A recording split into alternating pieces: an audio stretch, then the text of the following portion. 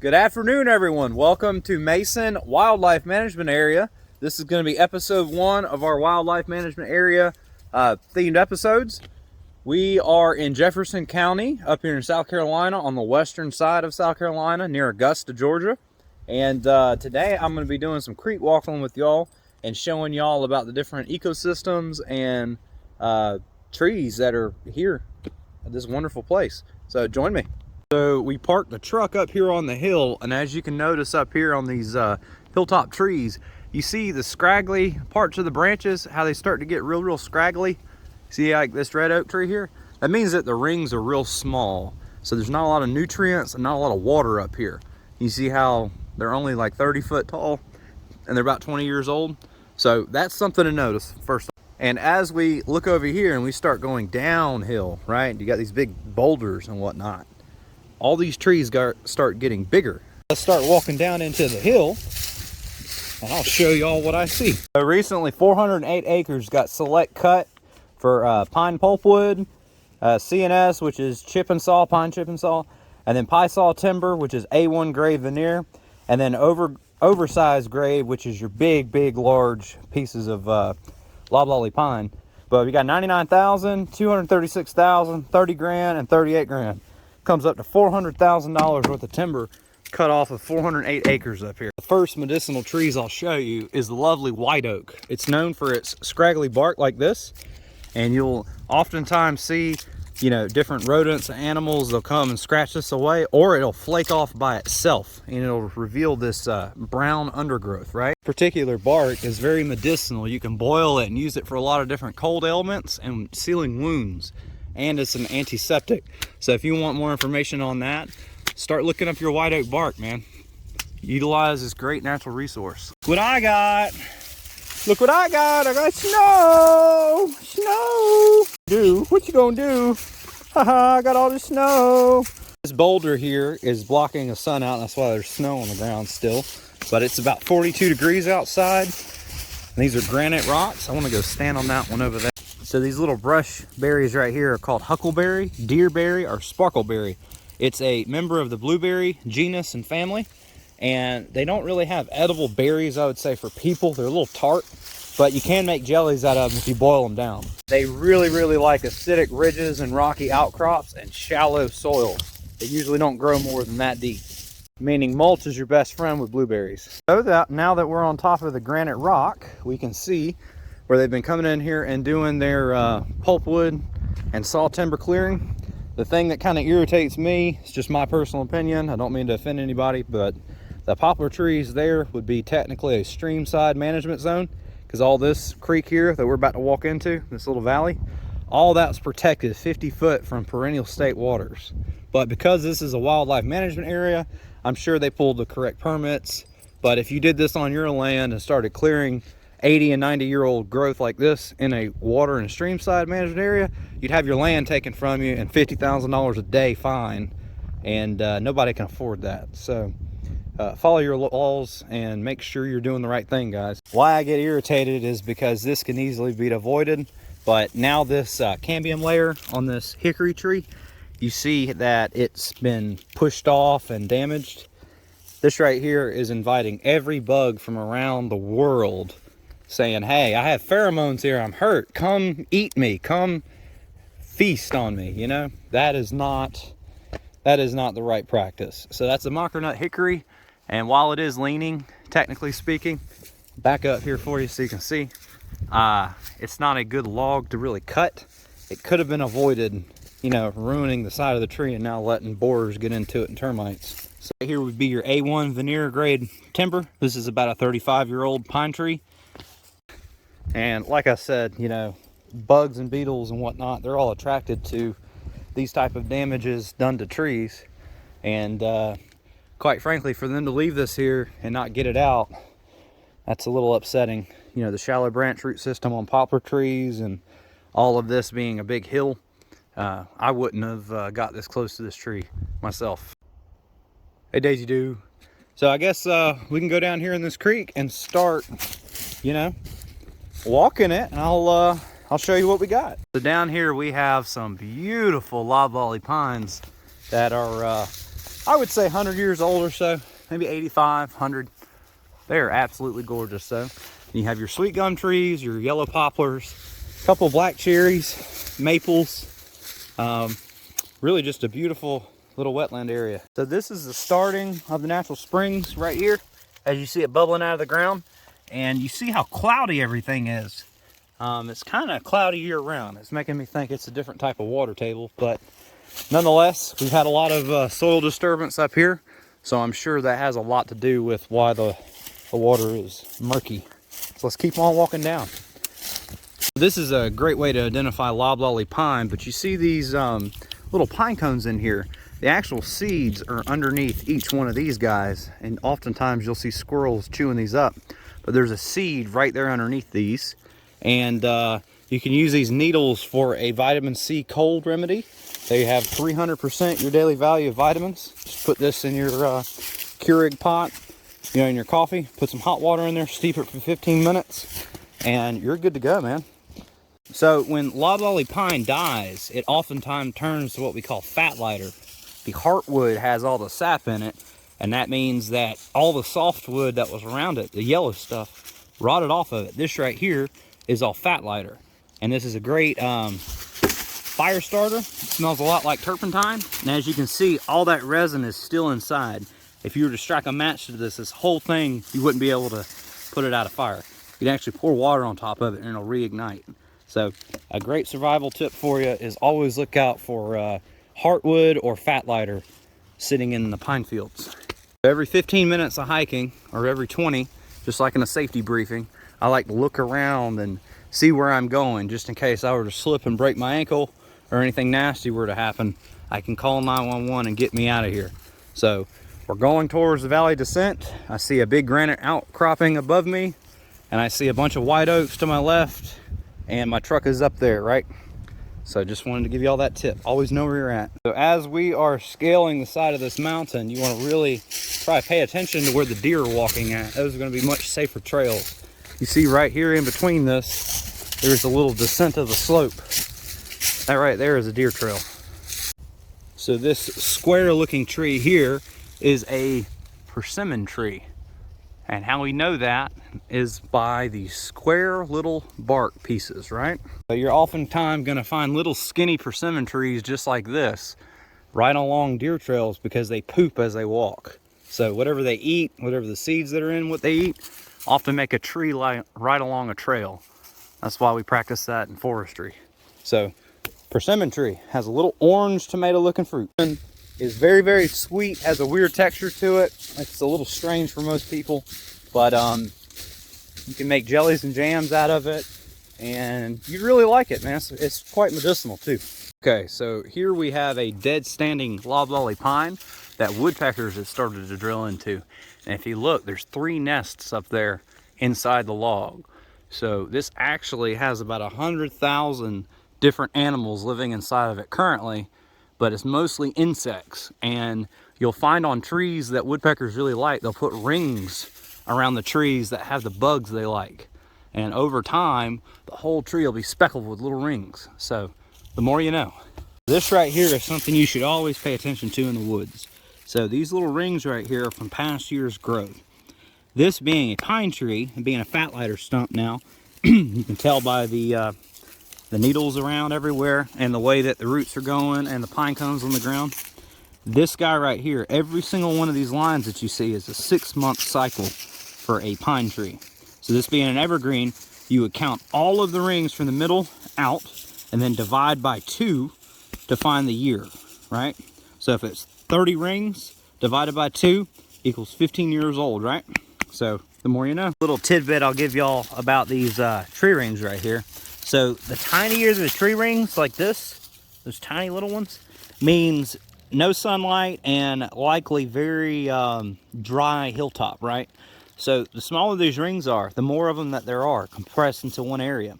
This right here is about 20 years of growth just for that big of a tree. The higher quality the wood's going to be. And if the rings were really, really wide, 1/4 inch a piece, stacking up, yeah, that's great for quick timber, quick money, but it's not structurally more significant than this is. This right here I can't even shake. And this thing was probably cut down, I don't know, 30 years ago and still standing. So fat lighter for you. Right here we have a couple different things going on. So this was red maple that got cut down, so it basal sprouted out 4 times, right? Well, because of its injuries, it actually started getting infected at the top of the tree up there rotting, and the majority of this tree is compromised now because of damage down here done with likely a tractor. So you have a couple different things going on, and you also have termite damage too. Something to notice with this is if you see a lot of trees that have basal sprouts like this, they have more than one central leader going up. That means that people have been here. So something to watch for. All right, something most people fail to realize is these little wispy grass seeds right here. These are what quail love to go and eat. You see all those little seeds? It has a lot of nutritional value, and you'll find this in native areas that man really hasn't messed with. So I like to go around and just spread seed when I can.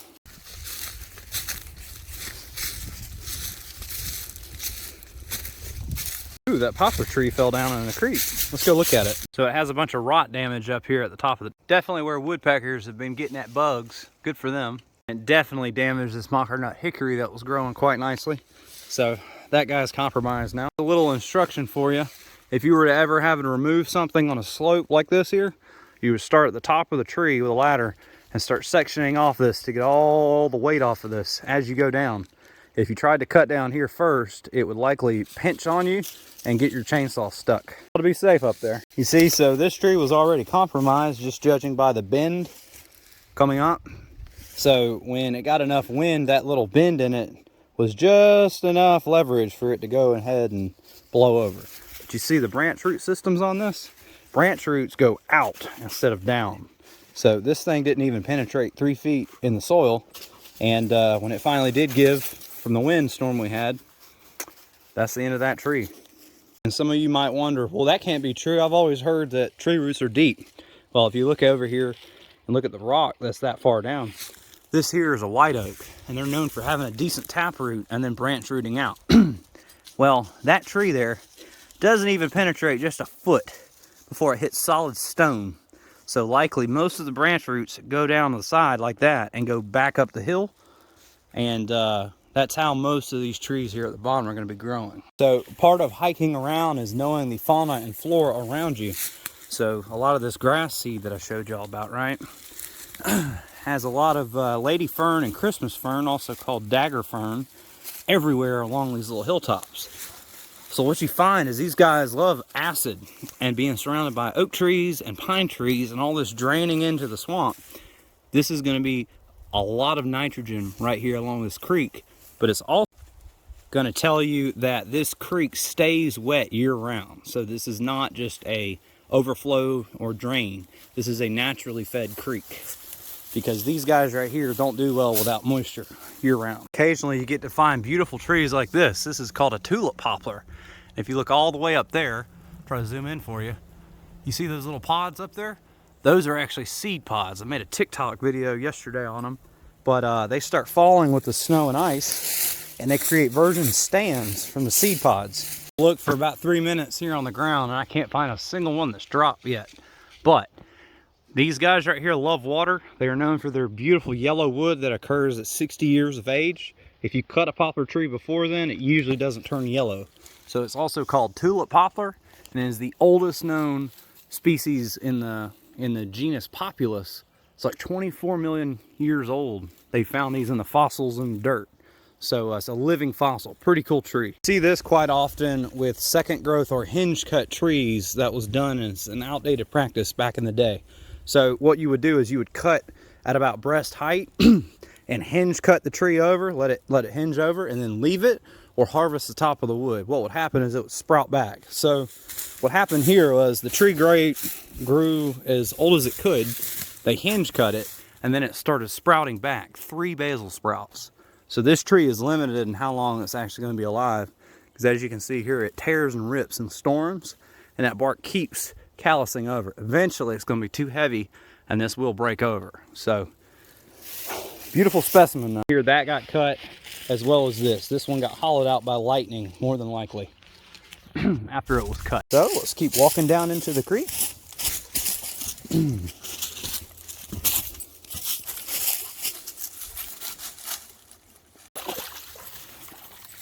She's having a good old time. Look at the bend on that one, man. Wow. Definitely tell this creek has been here a long time because of all the river stones stuck in the trees that blow over. You can see a lot of the sediment too, which shows you upstream there's been a lot of disturbances lately, which is them clearing the land. So when you zoom out and look at the creek bed and how it makes a natural S as it comes around here, you would see that this tree here got too eroded out and ended up blowing over and dying, which is the root cause of why. All that water rushing down straight off the hill and then hitting the side of the tree eventually got it to rot and fall over. I think that trees are indestructible. They're really not. They're actually quite big babies. And when you go knocking on their bark and hitting them, it doesn't take long and they're dead. So really respect your trees and understand how long it took for them to grow. And you'll have and start to understand why forests are so important to us. Here's another poplar tree with that shallow branch root system that finally fell with the windstorm we had a few months ago.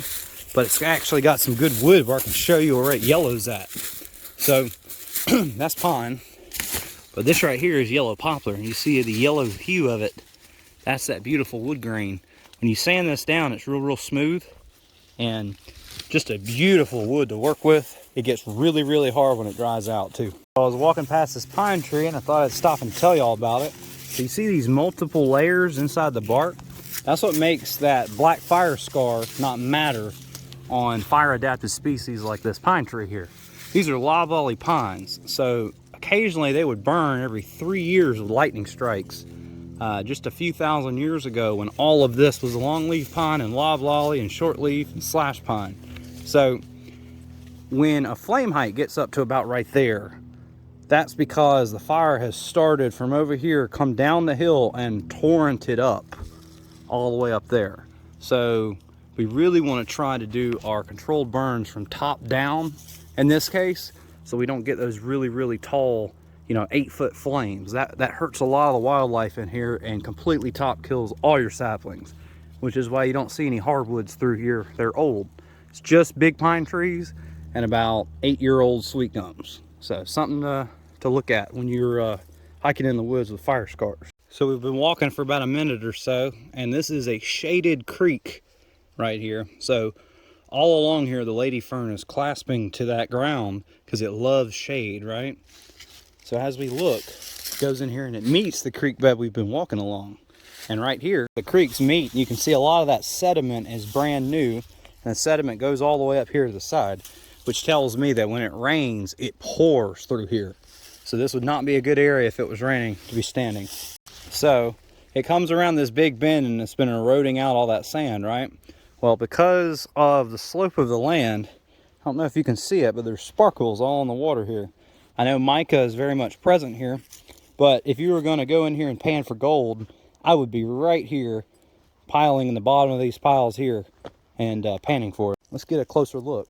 Yep, so a lot of this is mica that's biofluorescent, and well, I'm using the wrong word there, but nonetheless, this type of sand here would be really easy to pan for gold. So if you got any enthusiasts, I'd love to know if you come out here and pan for gold. Is there any here? Love sand bottom creeks. Doesn't freak you out as bad as blackwater creeks, Getting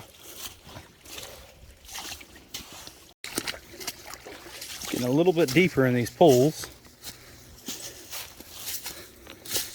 But you see we start getting into the sawtooth palmetto bushes here and American holly. And then the big loblolly pines.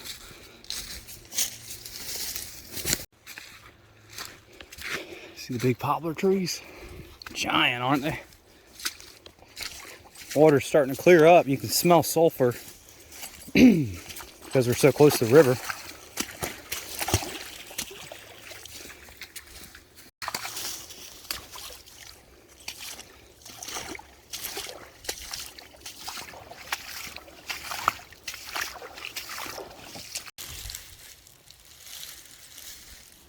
So now we've gone past 3 S's and we have 4 big granite outcrops, and our truck is in this direction. And we're getting more towards loblolly pure stands with American bamboo being right here. This is American bamboo. And American bamboo, if you don't know anything about it, it has clumping rhizomes. They really like to do a good job of spreading. Show you how they don't give up, man. These things are really hardy, native to America. They like really wet soil. So all this in here is soaking wet clay. Just like traditional bamboo or Asian bamboo, you can take these and break off the little segments right here, and those can be straws. They're hollow on the inside. So for whatever reason, if you needed to suck water up out of a pond, you know, and you didn't want to get any of the scum off the top of the water, you could use this as a straw. Pretty cool. Look at this beautiful spot. Very slippery in here, so you gotta watch yourself. Oop, slipping. All rocks and algae.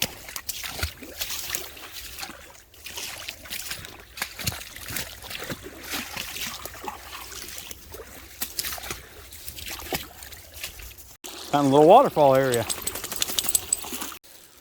Wanted to show y'all where we're at. All these poplar trees up there. It's so pretty in here, man. It starts widening out, getting flatter. There's still deep spots, but it's beautiful out here, man. Really cool. The rocks underneath the ground here have formed some pockets, so it's actually coming from underneath this big poplar tree I'm standing on. And look at the root system, how it grew over the water instead of in the water. That's what I was talking about. Tree roots being very touchy, and trees just being fragile in general. You see the water flowing? That's so cool. Love stuff like that, man.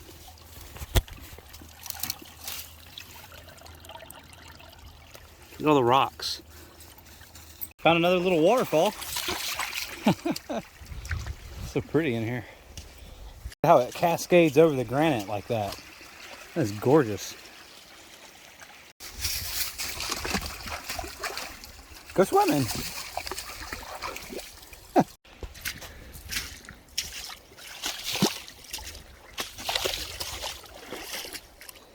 These river rocks, man, they're almost perfect. That is too cool. All smoothed over and everything. Wicked awesome. See all this? That's pretty, ain't it? Oh.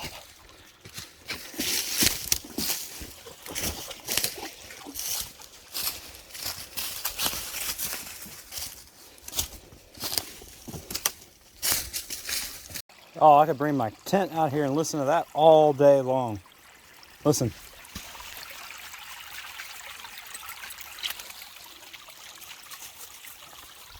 So cool. Do y'all see that? Look, a cardinal feather. How about that? That is too cool, man. So right here we've got an American holly that rotted and fell over. This is a big symbolism of rich soil types when you start seeing these everywhere. We're gonna go around this. Good job, bro. Look at those cool rocks, man. Look at that one. Almost looks like it's been used in a fire. That's too cool. Finally, a big water oak. Look at that. Gorgeous form on it. See all these granite rocks? That's where you gotta be careful, guys. A lot of these will be really deep pockets from the descent. So anyways, we got more American holly. We got white oak, post oak. Let's see any other landmarks. Truck is in this direction here. Got big boulders. We have another creek front, a big old dead poplar tree. Yeah, I think we're good to continue. Let's keep going. What'd you find, Daisy? Get you a bath? Yeah? Got you a big rock, huh?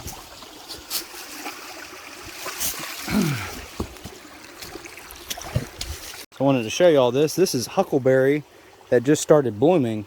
So obviously it's too early, and the the plant is confused, but likely because of the temperature it's getting with the sunlight being so close to the water, it thinks that this was like a really hard winter and now it's spring because of the temperature changes daily. Sand doesn't really have an insulated property, and the shallow root system on this huckleberry here is only like that far under the ground. So because of those temperature changes, it's trying to bud with these red flowers. So this one likely will not fruit this year, even though it's in a great location. Finally, a decent sized American holly. This one here is about 15 years old. Beautiful poplar trees. And lots of granite, and now we're getting into water and white oak area. A lot better soil types. Look at the beautiful white oaks that are in this place, man. Every white tree you see over there is white oak. I love seeing that. This right here is going to be a great spot to put a deer stand in early September for bow season. And if I was a hunter for anything with a rifle, I'd be up there on top of that hill or up here on this hill getting my scent away as it goes into the low spots most effectively. But man, just some beautiful timber up here. Cool, man, walking on a poplar tree. How often do you get to say that? A little bouncy. You coming with me, bro? Come on. Oh yeah. Look at all those rocks. This is where, if there was Indian settlements around, you'd start finding arrowheads on all your hilltops where they would make camp at, and especially where the rocks are condensed at. So now we're getting into more of the older growth loblolly stands where they have thinned it out so it can have successional growth, much like a plantation. And over here along this creek bed, it seems to me they've done some veneer thinning. So now that we've made it past all that, we can come in here and start hiking down the granite pathway. Look at all these blueberries, man. That's a huckleberry tree. Look at this. Careful we don't slip. Walk on the dry spots only. Look at these river stones. They're just gorgeous, aren't they? You want it? Careful with your teeth, bro.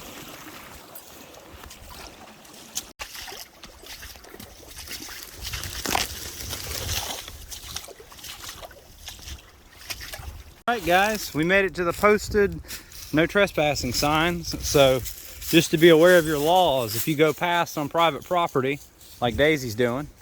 Daisy, get your butt over here, come on now.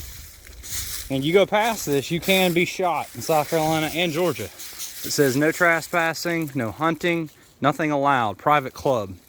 So we're not gonna go past this down the creek, but I enjoyed the heck out of it. And we're gonna walk back to the truck back in that direction. So thank you for watching, and let's go over a few safety tips before we leave. So before you go walking into the woods, you need to assess a few things. Are you knowledgeable enough to make it out safely? Do you have a pistol or shotgun with you? Do you have a way to defend yourself if there's a snake or other dangerous creature charges you, like a hog, you know? A couple of the things you need to be worried about are snakes, man. Snakes will freaking get you. And out in the middle of the woods, anti-venom runs 15 grand at a hospital. You know, it's going to be kind of hard to helicopter you in to a patch of woods this big. So if you get bit by a snake, you have about 45 minutes till that's running through your system to get out. So really, when we consider all these factors, don't go alone. Always have a dog with you. Let somebody know before you go, and just have a second person, whoever that is. Consider your own, weight and orientation, heart conditions if you have any health problems, health concerns, because the last thing you need is to go out with a group of friends, and next thing you know, they say they're feeling awful and dizzy and whatnot, and now you have to carry them out of the woods miles away from your car. All right, y'all. Me and Daisy made it back to the truck. We'll see y'all later. Thanks for watching. There you go. I call it Mason WMA because of James L. Mason. And just to give you a quick synopsis, so he bequeathed 2,000 acres of most of the land that he owns already. He is buried here on the family property, and it's in McCormick County. Mason tract is dominated by mature loblolly and shortleaf pine in the uplands. So most of that shortleaf, we were in the lowlands with loblolly. And understanding all this in the Piedmont with granite outcrops and a lot of clay, you know, low country floodplain, 18 acres of openings and different grasslands like so. So low intensity prescribed fires were needed for longleaf pines, even though that's non-existent nowadays. Most of this right here is pine. The longleaf pine grassland ecosystem formerly dominated over 140,000 square miles across the U.S. landscape in the South. Today, less than 3% of its once seemingly infinite and inexhaustible historic 90 million acre range remains. Land use changes such as urban buildup, you know, roads, everything like that has stopped the continuum of all of these tracts of land here burning at one time. Because of these road systems, you know, that's a fire break. So all of this won't burn at one time just because lightning strikes that one time in June. Well, that's really humans' fault. Leaf pines also provide superior timber qualities by being a long-lived 400+ year old trees and insect-resistant species that yields the highest quality wood of any southern pine. About prescribed fire, as a controlled fire applied to the forest, brush, or grassland vegetation fuels under specified environmental conditions, crossings which cause the fire to be confined to a predetermined area and allow accomplishment of the planned land management objectives. So here they do a lot of these floodplain burnings. This is where we're just walking, right? All this is in the summer. So right now none of that's there, but except for ferns and evergreen species. There's some of the beaver ponds that they have up here too that we didn't get to look at today. But this is after the burn, this is before the burn. So you burn the grass off, you get this, and then just 4 weeks after you start getting this in April. And then just 3 weeks after that, now you got all that food for everybody. That's what we try to do as land stewards. So this is unmanaged land, and this is after they went ahead and did a burn. And you can see through there, it killed off all the oak saplings and everything. And both sides of the road are being managed. Enough to find a spider lily. That is the most endangered thing on this whole 2,000 acre tract here. Story time before you go. I work with a guy out at Vogel Nuclear Plant and SRS, which is the nation's nuclear cleanup zone, we'll call it. So he told me about this old man Mason. He used to intern for him back in the 70s when he was alive. Well, old man Mason, James Mason, this guy right here, didn't get along with his kids too well. And the kids didn't want to listen to his last will and testament and wishes. So he had it written in there that if they weren't going to follow his best wishes, he was to donate the land to South Carolina DNR. So they now manage it, and because of great donations like that, I can bring you all this great content. So if anything, if you have a lot of land and you have similar circumstances, maybe consider making it for public use, because without this, I wouldn't bring you this content. So other than that, guys, stay safe. Please enjoy yourselves. Have fun. Get out there in God's creation, because it's pretty cool to be out here. So thank you for watching, and I will see y'all later. Thanks.